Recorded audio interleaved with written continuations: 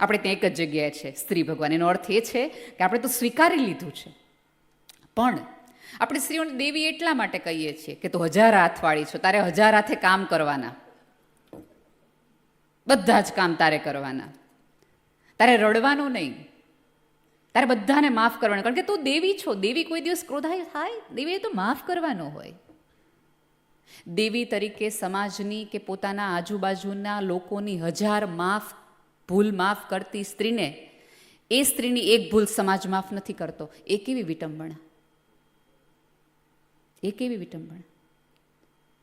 અને સ્ત્રીને મેં કીધું એમ કે આપણે દેવી કહીએ. આ બધું એટલા માટે કહીએ છીએ કારણ કે સ્ત્રીને તમે માણસ કહો ને તો તમારે એને માનવ અધિકાર આપવા પડે. માનવ અધિકાર નહોતા આપવા એટલે ત્યાં બેહાડી દીધી. તારે નહીં બેન, ત્યાં તું દેવી જ છો, તને પૂજવાની હોય.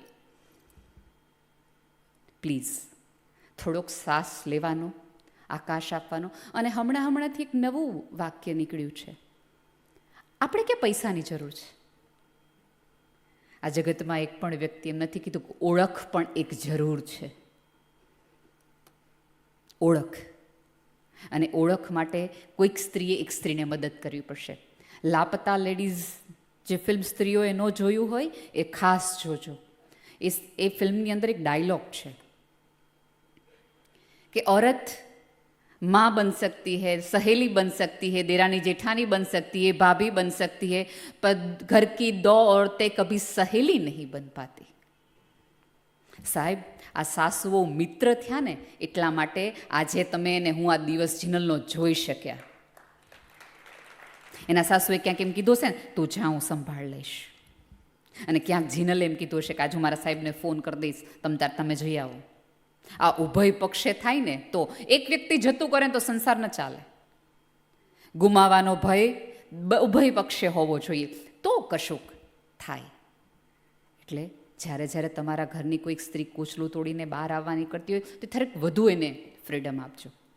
અને બીજું મારે અંગત રીતે કહેવું છે, થોડીક ટકોર કરીને કહેવું છે કે પુરુષો પાસે પૈસા આવ્યા, સત્તા આવી, સંપત્તિ આવી, સમૃદ્ધિ આવી, પણ તોય જગતના એક પણ પુરુષે એવું ન કીધું કે મારે સ્ત્રીની જરૂર નથી.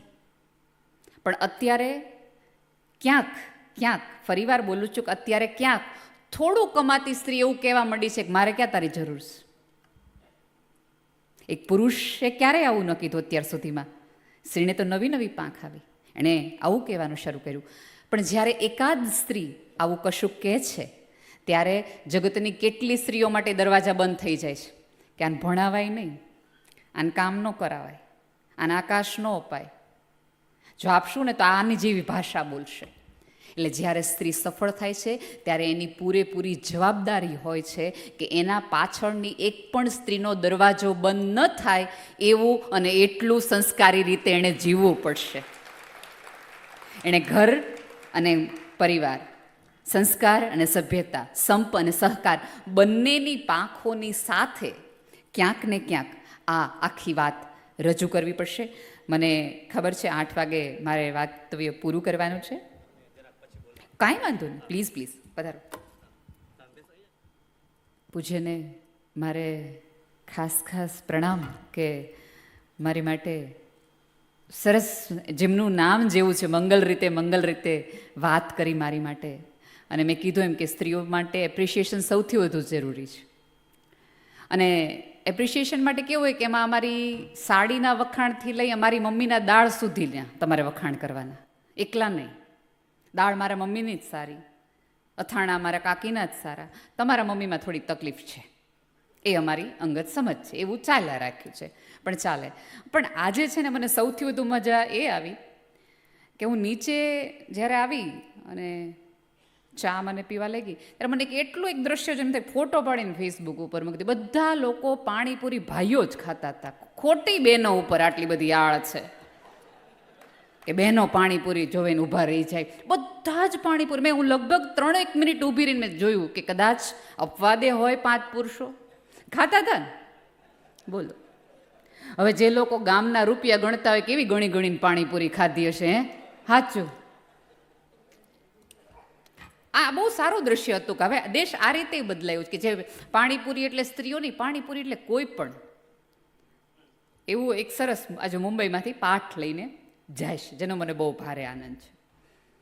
ફરીવાર વાત હું સ્ત્રીના સંઘર્ષ વિશે કહું, કારણ કે આપણે ત્યાં એવું છે કે વર્કિંગ વુમેનની કારકિર્દી તો માં ભૂલ ન જ પડવી જોઈએ, પણ વર્કિંગ વુમેનનું જે સ્ટોર રૂમ છે એના મગમાંય પણ ધનેડા ન પડવા જોઈએ.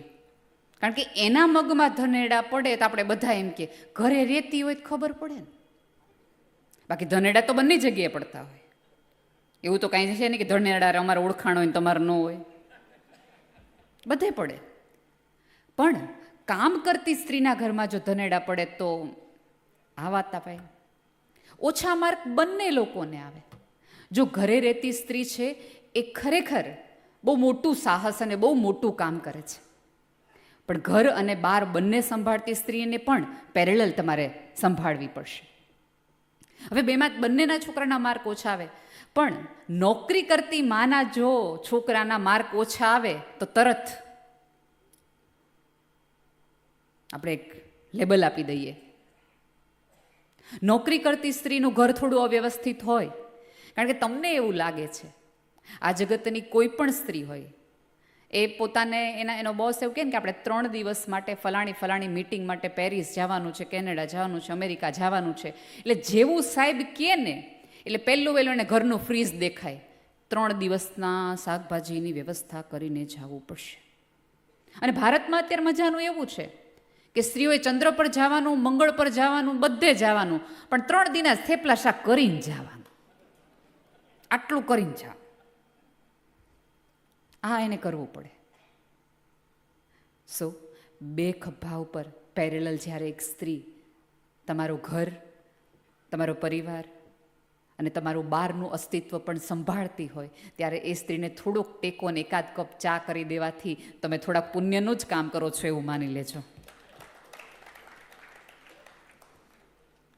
જરૂર છે એને થોડીક ઓળખની, કારણ કે આ જગતના, અને હું તો બહુ અંગત રીતે માનું છું કે આ કોરોના છે ને એ અમારી બહેનોની હાઈના કારણે જ આવ્યું છે. કારણ કે જગતના તમામ પુરુષો અત્યાર સુધી અમને પૂછ્યા રાખ્યું તો કરો શું આખો દી ઘરમાં.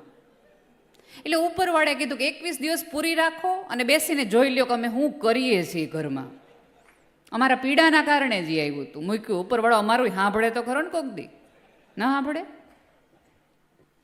પણ સાથે સાથે એક વાત હું એ પણ કરી દઉં કે તમે વર્કિંગ વુમેન છો, સફળ છો, જગતમાં તમે જાઓ ત્યારે તમારા નામના ડંકા વાગે છે, 50 વ્યક્તિઓ તમને ઓળખે છે. એનો અર્થ એ નથી કે ઘરમાં રહેતી ગૃહસ્થ કોઈ પણ સ્ત્રીને તમે એમ પૂછો કે તમને ઘરમાં કેમ ગમે. તમારું એ સ્ત્રીનું સફળ હોવું 2 કોડીનું થઈ જાય છે જ્યારે તમે કોઈ ઘરમાં રહેતી ગૃહસ્થ સ્ત્રીના જીવનમાં એકાદ આવો પીડાવાળો સવાલ નાખી દો છો કે તમે કેમ ઘરે ગમે, તમે કેમ કાંઈ ન કરો. સાહેબ હવે કેમ કરવા એ ઉજાગરાના તો કેમ અમારે ઉલ્લેખો આપવા. આ પુરુષની જે કમાણી છે ને એમાં 1/2% ભાગ ખરેખર એની પત્નીનો છે. કારણ કે કેટલી જગ્યાએ પતિની પ્રોક્સીમાં, પિતાની પ્રોક્સીમાં, દાદાની પ્રોક્સીમાં, બધી જગ્યાએ. હવે જે દાદીને, જે માસીને અમે જોયા ન હોય ને એની એ તે વિધિ કરવા માટે અમે જઈએ અને પતિને એમ કે એને તો મીટિંગ હોય. ભાઈ એમ ન કીધું ફેરા ફરવાનો હોય તો 1/2 કલાક મોડા આવે, અમે ગયા હોય તો મોડા. એક સ્ત્રી એવું નક્કી કરે કે હું પ્રસંગમાં મોડી આવીશ બિકોઝ ઓફ મારા કામ. સાહેબ સમાજે હવે એ પરિભાષા પણ બદલાવવી પડશે કે કામ કરતી કોઈક સ્ત્રી મોડી આવે તો ઇટ્સ ઓકે. જેમ પુરુષને તમે વધાવો છો કે આવો આવો બેસો, એવી રીતે એ સ્ત્રીને પણ વધાવો કે બેસો બેસો, હું સમજી શકું છું કામ હોય. અને અમે સ્ત્રીઓ છે ને અમને 1000 વાતવાળા એટલા માટે કહેવામાં આવ્યા છે કે રસોઈથી લઈ, ઘરથી લઈ, સવારે અમે તમારા ઘરના રસોઈવાળા બેન હોઈએ, બપોર પછી બપોર થાય તમારા દીકરાને કાઉન્સેલર હોઈએ, તમારી કંપનીની તમે જે, અને અહીંયા તો છેડા કેટલા છે. મને એમ થાય કે જેના કોઈ છેડા જ નથી એટલા છેડા અહીંયા છે. જેને મળું એ મને છેડા જ લખાવે છે. કેટલા બધા છેડા છે. હવે એ આખી સરનેમનો ભાર પણ એને ઉપાડવાનો, એટલે છેડા નામની કંપનીની સીઓ પણ રાખવાની. પછી બપોરે 3:30-4 થાય એટલે એક તમારા સરસ મજાના ધાર્મિક મમ્મીની એક દાય દમરી દીકરાની વહુ પણ બની જવાનું. પછી સાંજે 7 વાગે તમારા મિત્રોની સાથે ઇંગ્લિશ બોલી શકે ને સ્ટાઇલિશ લાગી શકે એવી પત્ની પણ બનવાનું. અને રાત્રે પાછા ઓલા હાલરડા સંભળાવાના. એક રોલ આટલા બધા સ્ત્રી કરે છે ત્યારે એકાદ પુરુષ થોડોક આગળ આવે છે. પણ એક છે કે પુરુષ આગળ આવવાના એના પોતાના કારણો છે. એનું સૌથી વધુ મોટું કારણ હંમેશા એ લાગ્યું છે, અંગત રીતે મારી સમજ છે, કે પુરુષો હંમેશા આગળ ક્યારેક એટલા માટે હોતા હોય છે કે પુરુષને પોતાનાથી કોઈ ફરિયાદ જ નથી. અમને સ્ત્રીઓને અમારાથી બહુ ફરિયાદ છે. કોઈ પુરુષને ટાલ પડવાથી ડિપ્રેશન આવ્યું એવું તમે સાંભળ્યું છે? એનું પેટ વધી ગયું હોય અને એમ થઈ ગયું કે હવે ઘરની બહાર નીકળવા જેવું નથી, એવું સાંભળ્યું છે? એ મજાથી બહાર જશે. પણ અમને તો સભ્યતાએ મગજમાં નાખી દીધું છે કે સારું તો દેખાવું પડે. ત્યારે બે હાથ જોડી અને ત્રીજું માથું કે આપણે કોઈ વસ્તુ નથી કે જોવા માટેની આપણે સરસ મજાની તૈયારી કરવી જોઈએ. હું મળવા જેવી માણસ છું, એટલે સમય હોય તો મળવા મને આવજો, જોવા માટે નહીં. એટલે અહીંયા બેઠેલી તમામ સ્ત્રીને વિનંતી છે કે તમારા દેખાવના આધારે તમારી ઓળખ ન બનો, તમારી આવડતના આધારે તમારી ઓળખ બનાવો. કારણ કે દેખાવમાં તો કોઈની તમે મુંબઈમાં રહ્યો છો, અમારે તમને શું કહેવાની? દર 3 કિનારે તમે એકાદ ઐશ્વર્યા એકાદ દીપિકાને જોવો છો. અમે સ્ક્રીન ઉપર જોઈએ, તમે તો સામે જ જોવો જ ને. એટલે અહીંયા એનું તો કોઈ વેલ્યુ જ નથી. અને સમાજની અત્યારે એક આખી તાસીર બદલાઈ ગઈ છે. પહેલાં કેવું હતું કે તમે ખૂબ સંઘર્ષ કરો, તમે ખૂબ મહેનત કરો, તમે કશુંક રોકાણ કર્યું હોય, તમે કશુંક ફરક પાડ્યો હોય તો લોકો તમને ઓળખે. હવે ખાસ એવું રહ્યું નથી. કેટલા વર્ષ પછી કુંભ આવ્યો એ વર્ષની ચર્ચા થવી જોઈતી હતી, પણ આપણે વર્ષા નામની સાધ્વીની ચર્ચા કરીએ છીએ.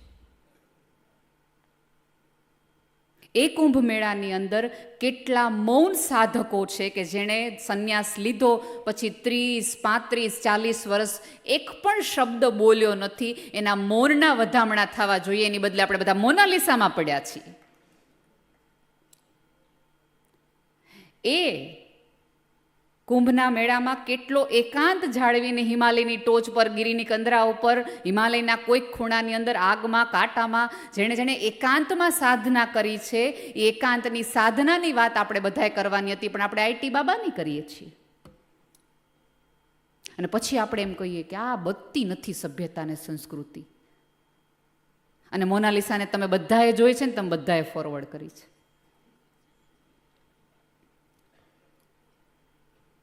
જ્યારે સમાજ પોતાની એકચ્યુઅલ એપ્રિશિએશન, કોના વખાણ કરવા, કોને માથે બેસાડવા, એના થોડાક પેરામીટર્સ નક્કી કરે ને, તો સભ્યતા જોવાનું બદલાય.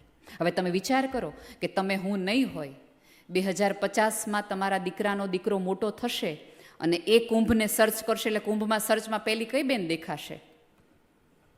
વિચાર કરી જો, એઆઈ એને કઈ બેન દેખાડશે? તો જીનલે હવે જીવવું ને કરવું એવું પડશે કે એના પછી એના આખી ટર્મ 4 વર્ષ 5 વર્ષની પૂરા થયા પછી બીજી 5 સ્ત્રીઓને ઈચ્છા થશે કરવાની. કારણ કે સ્ત્રી સફળ થાય ને ત્યારે થોડીક ખૂંચવાની શરૂ થઈ જાય. અને નિષ્ફળ થયેલી દરેક વ્યક્તિ એમ કે એ તો સ્ત્રી છે ને એટલે સફળ થાય. મેં એકવાર જાહેરમાં એવું, રાજકોટમાં મારો કાર્યક્રમ હતો, પૂજ્ય રમેશભાઈ ઓઝા અને સાંઈરામ દવે એવા અમે 3 સહવક્તાઓ હતા. એટલે મેં કીધું કે જો સાંઈરામભાઈના પાડોશમાં કોઈ મહેમાન આવે તો સાંઈરામભાઈના વખાણ કેવી રીતે થાય? કે તમને ખબર છે, સાંઈરામભાઈ એવડા મોટા કલાકાર છે, એવડા મોટા કલાકાર છે ને, એકે રાત ઘરે ન હોય એવડા મોટા કલાકાર છે. હવે એ જ પાડોશમાં હું રહેતી હું, અને એ જ પાડોશમાં મહેમાન આવે ત્યારે એ મહેમાન મારા વખાણ એમ કરે, આ નેહલબેન ગઢવી એકે રાત ઘરે ન હોય. વાક્ય ઈ જ છે, ટોન ફરી ગયો. જ્યારે જીનલ જેવી સ્ત્રી, અને જો હવે કાંઈ દરેક ઝાંસીની રાણીએ ત્યાંથી કૂદકા ન મારવાના હોય. હવે કોઈક ઝાંસીની રાણીએ પોતાની ગાડી પર એકલા નીકળવાની, હોર્ન મારતા જવાનું, સાઈડ કાપતા જવાનું. અને કોઈને નડીએ નહીં એમ પાછું પોતાનું સ્થાન બનાવી લેવાનું. એ ઝાંસીની રાણીનું જુદું સ્વરૂપ છે. જ્યારે આવી સ્ત્રીને અડધી રાત્રે આ પાછી આવતા જુઓ તો વધાવજો. આપણે ત્યાં એવું છે કે સ્ત્રીની સફળતા સાથે ચારિત્ર્યના સર્ટિફિકેટ આપણે બહુ ઇઝીલી માપી દઈએ છીએ, નાખી દઈએ છીએ. અને તકલીફ એ છે કે સફેદ વસ્તુમાં તમને દાગ ન દેખાય, પણ સ્ત્રીએ પહેરેલા ચારિત્ર નામની સાડી ઉપર સફેદી એકાદ પાણીનો દાગ લાગે ને તો બધાય આમ બિલોરી કાતથી જોવાનું શરૂ કરી દઈએ. જોવાનું તો શરૂ કરી દઈએ, 4 જણાને મેસેજ પહોંચાડીએ. તમને ખબર જ ગામમાં કેટલું નવીન થઈ ગયું છે. જેને ખબર ન હોય ને ફોન કરીને પૂછડે હું નવીનમાં છે. અને આપણે ત્યાં નવીનની વસ્તુ એ છે કોકની ખોદણી કરવી, બીજું કંઈ નવીન છે ને. આપણે કંઈ એવું નથી કરવું કે મંગળમાં પાણી નીકળ્યું, તમને ખબર? આપણે એ જ કેવું છે કે કોકની આંખમાંથી પાણી નીકળ્યું. સાહેબ, કશુંક જીવો અને કશુંક કરો એવું કે તમારે જાઓ ત્યારે કેવા આપણે 4 ખભા દેવા ઊભા થઈ જાવ છો ને. કોઈક જતું હોય ને મૃત્યુ પામતું હોય. સાહેબ, કોઈક માણસ જીવતું હોય ને ત્યારે 4 વ્યક્તિઓ જઈને એક ખભો ને ખોળો આપો ને તો 5 વર્ષ માણા ખેંચી કાઢે. અહીંયા અત્યારે તમે ને મારાથી લઈ તમે બધા જ આપણે એક એકાંત સાચવીને બેઠા છો. કોઈક નિસ્બતવાળી આંખ, કોઈક પ્રમાણિક સ્પર્શ, અને ક્યાંક માના ખોળા જેવો ખજાનાવાળો કે માના ગર્ભ જેવું એકાદ ખજાનો મળે ને તો બધાને કહી જ દેવું છે, બોલી જ જવું છે કે હા યાર સેજા તકલીફ છે, આમાં મજા નથી આવતી. ભાઈએ શેર બજારની વાત કરી તો અહીંયા બેઠેલા તમામ વ્યક્તિઓને કહું છું કે 6 પછી કુટુંબ નામના શેરમાં રોકાણ કરજો, મૈત્રી નામના બોન્ડને ખરીદી કરજો. જગતના ગમે એવા તળિયા નીચે આવશે ને તમારો આંકડો ઊંચો જશે. તમે જીવી જશો ને તરી જશો. એવી પોતાની બ્રાન્ડ બનાવો. ફરીવાર કહું છું કે અહીંયા જે જીનલને વધાવી રહ્યા છે એ પોતાની આજુબાજુની એકાદ સ્ત્રીને થોડોક ટેકો કરવાની એક સભાન. તમારું તમે સક્ષમ સ્ત્રી હો, સ્વતંત્ર સ્ત્રી હો, તમે વુમન એમ્પાવરમેન્ટમાં માનતા હો તો એની એક શરત એ છે કે તમારી આજુબાજુની એકાદ સ્ત્રીને ઊભી કરવામાં તમારી વસ્તુ હોય, એની પ્રોડક્ટ ખરીદવામાં તમારી આવડત હોવી જોઈએ, તમારી નિસ્બત હોવી જોઈએ, એની વાત અન્ય સુધી પહોંચાડવાના. આપણે આપણી સેલ્ફીના ફોટા તો કેટલા બધા લોકોને પહોંચાડીએ છીએ. તમારી આજુબાજુમાં કામ કરતી, પાપડ બનાવતી, અથાણા બનાવતી એકાદ સ્ત્રીને તમે કે દિવસે ફેસબુક પર મૂકીને એમ કીધું કે તમારે લેવા હોય તો લેવા જેવા છે. આપણે રાધર ડ્રેસ સારો હોય ને આપણે એમ કહીએ ને ક્યાંથી લીધો તો કે બહુ પહેલાંનો જ, ખબર છે હવે તો યાદ પણ નથી. હોય જ, આપણે ભૂલી, હું ભૂલું મેં ડ્રેસ ક્યાંથી લીધો તે ન યાદ હોય, હોતા હશે. એ ડ્રેસ લેતા જાતી વખતે મેં કયો ડ્રેસ પહેર્યો હતો ને કલર સુધા યાદ હોય, પણ આપણે સરનામા ના આપીએ. પ્રમાણિકતા દાખવો. તમને સફળતા મળી છે એ ચોક્કસ તમારી આવડત છે, પણ ક્યાંક ઉપરવાળાએ તમને લખેલું નસીબ પણ છે કે તમને આજુબાજુવાળા લોકો એવા આપ્યા. તમારો ક્યારો એવો રૂડો ઘડ્યો કે તમારું વૃક્ષ વટવૃક્ષ થઈ શકે. તો ઉપરવાળાનો આભાર માની તમારી છાંયડા નીચે બીજી 4-5 સ્ત્રીઓ આવી અને પોતાનું આંગણું ઊંચું કરે. મને બહુ જ આનંદ થયો કે આટલી સંવેદનશીલતા ગાયો માટે રાખતો સમાજ અહીંયા બેઠેલો છે. સાહેબ, આ સમાજને રસ્તે રઝળતી ગાયની ચીજ સંભળાય છે, વંદન, પણ તમારા જ ઘરમાં, તમારા જ રસોડામાં, તમારા જ બેડરૂમમાં કણસતી અને રડતી એકાદ સ્ત્રીની ચીખ પણ ક્યાંક સાંભળવાનું રાખો. એને પણ થોડા આકાશની અને અવકાશની જરૂર છે. એ થાકી ગઈ છે, કારણ કે આવી મારા જેવી 5 સ્ત્રીઓ બોલે, 5 સ્ત્રીઓ થાય ને ત્યારે વળતી વખતે એનો પગ થોડોક ભારે થઈ જાય છે. યાર કાંઈ ન કર્યું, ઓળખ ન બનાવી. એવી સ્ત્રીને ગળે વળગાડીને કહેજો કે તમારા જેવી સ્ત્રીઓ ઘર ઓઢીને બેઠી હતી ને એટલા માટે આ જગતના ગુજરાતી પુરુષ ક્યાંક આગળ છે. તમને એવું નથી લાગતું કે ગુજરાતીઓ આટલા બધા બિઝનેસમાં કેમ આગળ છે? બધા જ વ્યક્તિઓ એવું કે ગુજરાતી પુરુષો બાહોશ છે, ગુજરાતી પુરુષો બાહોશ છે કે 7 સમંદર બહાર જઈ અને હિંમતથી પોતાનો બિઝનેસ વધારી શકે. પણ કોઈ વ્યક્તિ એવું નથી કીધું કે 7 સમંદર બહાર જતા પુરુષને એની પત્ની એમ કીધું છે કે તમે જાઓ મહિનાઓના મહિના, ઘરની ચિંતા ન કરતા, હું બેઠીશ. એના બેઠા રહેવાના કારણે તમે જગતના ચોકમાં ઊભા છો મારા વાલા.